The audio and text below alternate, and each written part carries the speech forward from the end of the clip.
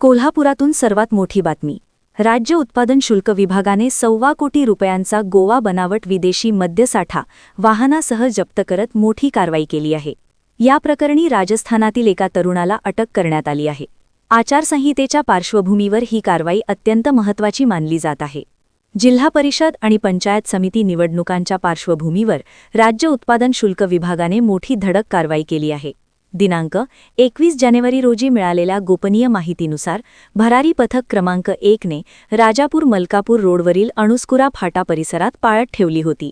दिनांक 22 जानेवारी रोजी पहाटे 3:30च्या सुमारास संशयास्पद अशोक कंपनीचा 6-चाकी ट्रक आढळून आला। वाहन क्रमांक MH20EG1310 थांबवून तपासणी केली असता ट्रकच्या कंटेनरमध्ये गोवा बनावटीचे विदेशी मद्य आढळून आले। रॉयल क्यूमार्ट विस्कीसह एकूण 1600 बॉक्समधून 76,800 प्लास्टिक सीलबंद बाटल्या जप्त करण्यात आल्या आहेत। मद्यसाठा, ट्रक आणि मोबाईल असा एकूण 1.25 कोटी रुपयांचा मुद्देमाल हस्तगत करण्यात आला आहे। या प्रकरणी रामजीवन विरधाराम बिश्नोई, वय 26, राहणार राजस्थान याला अटक करण्यात आली असून त्याच्या विरोधात संबंधित कलमान्वये गुन्हा दाखल करण्यात आला आहे। ही कारवाई जिल्हा अधीक्षक स्नेहलता नरवणे आणि उपअधीक्षक युवराज शिंदे यांच्या मार्गदर्शनाखाली करण्यात आली।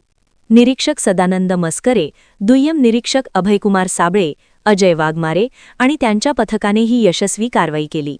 निवडणुकीच्या पार्श्वभूमीवर अवैध मद्य विक्री विरोधातील ही कारवाई महत्त्वाची मानली जात आहे। कोल्हापूरमधून भूमी न्यूजसाठी प्रतिनिधी एम कांबळे।